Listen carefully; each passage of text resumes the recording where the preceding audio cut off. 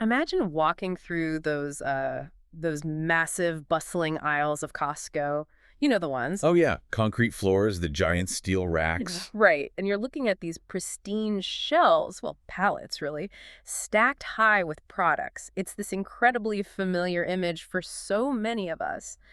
But, like, how does a product actually get there? It's a lot harder than just having a good item, I can tell you that. Exactly. I mean, landing a highly coveted spot on the floor of a Costco warehouse is the ultimate dream for a lot of consumer brands. But if you aren't prepared, it is also one of the fastest ways to completely bankrupt yourself. Yeah, people look at retail success as this, like, finish line. You Hmm. know, you get the purchase order, you pop some champagne. Right. But in a hyper-efficient, high-volume environment like that, a purchase order is actually this brutal stress test on every single aspect of your company. Which is exactly what we're getting into today. Welcome to the deep dive. We're looking at the hidden mechanisms of wholesale retail, and our source for this is it's this really fascinating expert guide published back in May 2026. Yeah, but retail bound. Right, Retailbound. They're a consultancy that's helped brands launch in over 150 retailers across the US and Canada. And this guide was actually written by their president and founder, Johann Jacob. It's a great breakdown. It really is. So our mission for this deep dive is to decode the exact blueprint brands must follow to land a spot on Costco's shelves. And critically, we need to understand why getting there is really only half the battle.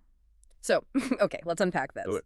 Before a brand can even, think about sketching out a pitch, they have to understand the psychology of the Costco buyer. What actually earns a piece of real estate in a warehouse? Because when you go to a standard grocery store, you expect to see, what, 40 or 50,000 different items? Easily. Every brand of cereal, 10 different types of ketchup. Right. But Costco operates on a totally different scale. They do. A typical Costco warehouse only carries about 4,000 items. Wait, really?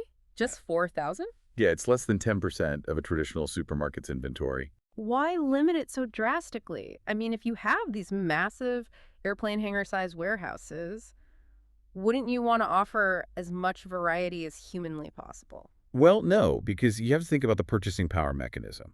If a standard grocery store sells, let's say, 10 different brands of ketchup, their buying power is diluted. Across all 10 supplier. Exactly. Yeah. Costco essentially chooses one or two ketchups, and they channel the buying power of millions of their members into just those specific items. Oh, wow. Okay. That massive concentrated volume is what forces the supplier to drop their price significantly. Right. And then Costco passes those savings right back to the member. Yeah.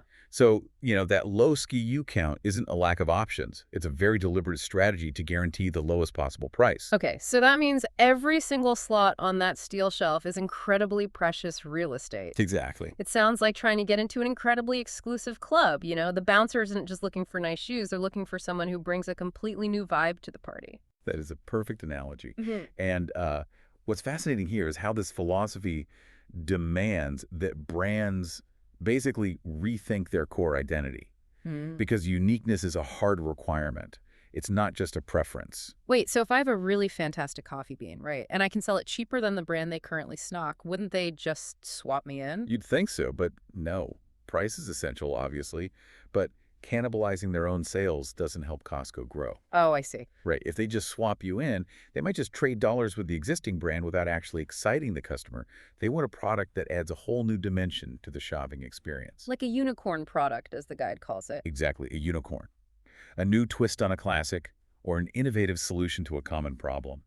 You have to give a member who already has a giant pantry full of regular coffee a reason to stop their oversized cart and say, oh, I haven't seen anything like this. I have to try it. Which means you can't just be a slightly cheaper knockoff. You have to do real research on emerging trends just to formulate something that justifies taking up that slot. Yeah, you have to bring serious value and innovation. Okay, so let's say you actually manage to formulate this unicorn product. The next massive hurdle isn't pitching it, surprisingly, it's physically preparing it. The armor plating phase. Right. The source gets into this preparation phase, and this is where the physical reality of the warehouse really seems to clash with normal consumer marketing, because you literally have to armor plate the product. It is practically a requirement. A warehouse is a brutal environment for consumer goods. But is there an inherent tension here? I mean, Making packaging warehouse durable sounds like it might be at odds with making it look appealing and premium to the shopper. Oh, completely. Like if I'm selling a high-end electronic device or, I don't know, a gourmet snack, I want it to look sleek, but you're saying it has to be built like a tank to survive forklifts. Like a tank, yes, but still pretty. You've hit on one of the most difficult engineering challenges in bulk retail because, you don't have delicate little shelves being gently stocked by hand. No, it's all forklifts and wooden pallets. Exactly. Products are moved on heavy wooden pallets, they're wrapped in industrial plastic, and they're stacked on top of each other, sometimes 20 feet in the air. Wow. If the structural integrity of your packaging fails, like if the bottom layer crushes under the weight of the boxes above it, Yeah. you don't just lose one unit. The whole pallet is ruined. The entire pallet can become unsellable. So brands have to use heavy-duty corrugated cardboard, really strategic structural inserts, blister pack stuff that can withstand thousands of pounds of pressure. Because of that half-inch, you might fit 10 fewer units on a standard 48 by 40-inch pallet, which means fewer units per truckload, which drives up your freight cost per unit. So you're basically paying to ship air. Paying to ship air, exactly. Yeah. And when you were trying to hit Costco's highly competitive pricing requirements, giving the shopper great value while still remaining profitable yourself, paying to ship air will just destroy your margins.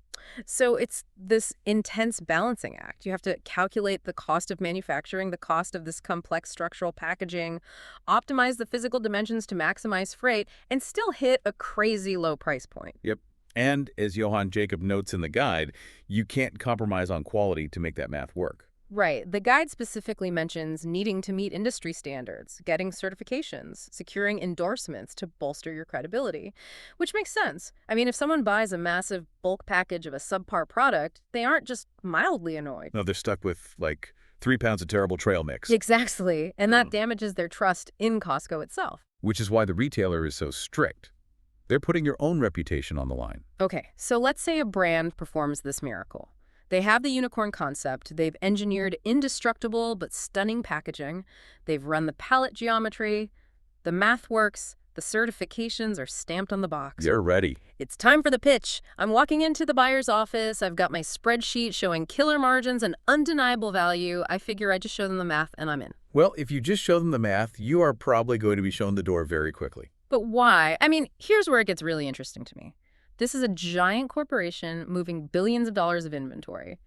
I'd think the numbers dictate the business, not like profit margins. The math is merely the entry fee. A spreadsheet tells a buyer what could happen in a theoretical vacuum. But retail is ultimately driven by human behavior. Right. So the guide emphasizes that a successful proposal has to tell a story. It has to share the inspiration behind the product, align with Costco's values, highlight past retail success. I have to push back on that a little. It sounds a bit fluffy for such a ruthless environment. Why does a seasoned corporate buyer care about the inspiration behind my artisanal salsa? Because this raises an important question. What actually makes data persuasive?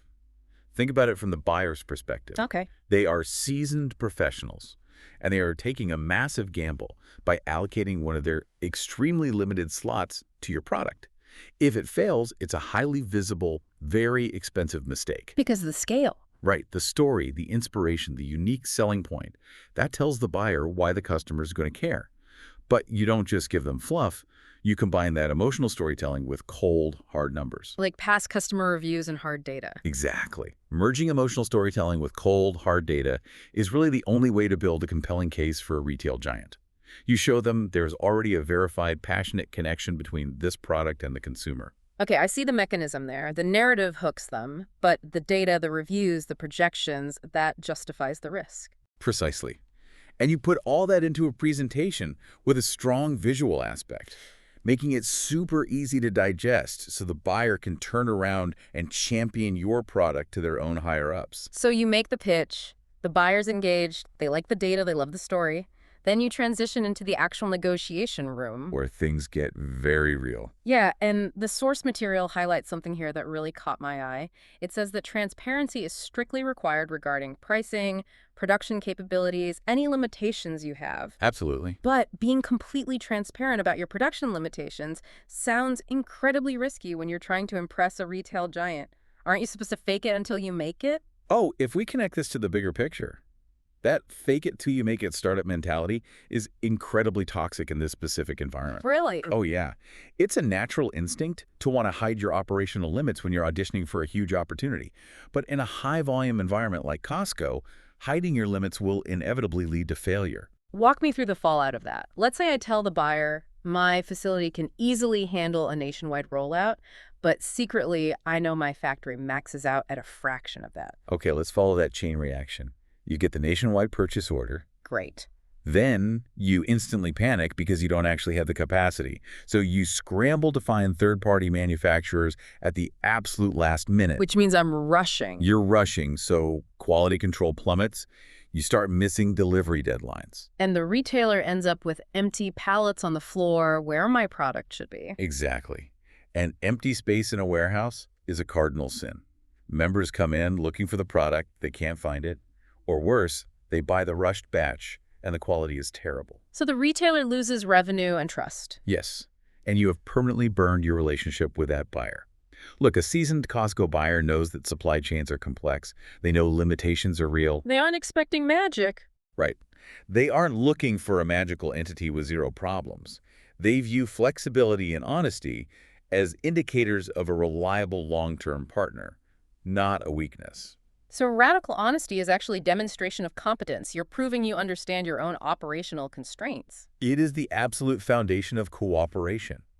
If you sit down and say, look, our current facility can guarantee pristine quality for 300,000 units a month, but that isn't enough for a national rollout yet, the buyer respects that. What happens then? Do they just say, sorry, come back later?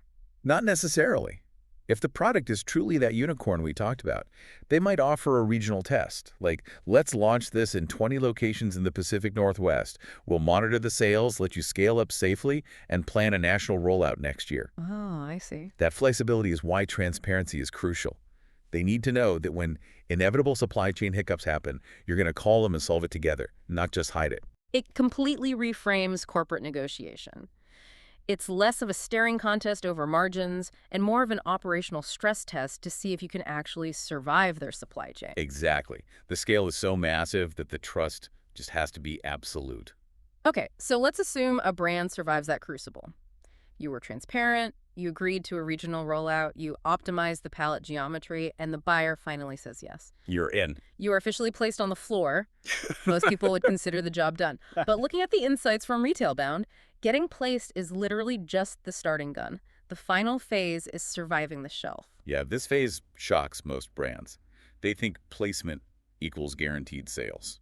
But the source makes it clear it doesn't. Brands have to implement robust marketing plans immediately, in-store promotions, social media. They have to obsessively manage inventory and treat customer feedback like gold. It's relentless. So what does this all mean? When I read this, it struck me that launching in a warehouse is basically like adopting a very large, very hungry pet. You know, you can't just bring it home and sit on the couch. You have to constantly feed it with nonstop inventory and marketing. The hungry pet analogy is spot on. You have to feed the velocity. In this environment, sales velocity, meaning how quickly an item moves off the pallet, is tracked with ruthless precision. Because if it just sits there, it's taking up that high-rent real estate. Exactly, and they will pull it. The retailer doesn't have the luxury of letting a product slowly find an audience over 6 months. Which is why those in-store demos are so critical. I mean, we've all seen the people handing out samples at the end of the aisle. Right, handing out a little paper cup of coffee or half a protein bar. That isn't just the retailer being generous, is it? Not at all. That is a brand engaging in a highly calculated, often very expensive survival tactic. Yeah. I mean, demos cost money. You are paying for the staffing. You're giving away thousands of units of product for free. But you have to do it. You have to. It drives immediate awareness so that the sales velocity hits the required threshold. You are actively engineering your own momentum. And what if the marketing works too well? Like the demo goes viral and the product just flies off the pallet. And then you run straight into an inventory management crisis. The hungry pet needs more food. Exactly. If you stock out because your demand projections were wrong, the retailer loses patience. You have to collaborate closely with Costco's team on demand projections, anticipating that sales curve weeks and months in advance. A breakdown in the supply chain here can undo all the hard work of getting placed in the first place. The guide also emphasizes how critical customer feedback is at this stage. It says you have to listen to shoppers and make rapid adjustments to foster loyalty. But, I mean, isn't it kind of too late to make adjustments once millions of units are already in production? It is extremely difficult, but it's mandatory. Because in a high-volume environment, minor flaws compound exponentially. Give me an example. Okay, say a brand launches.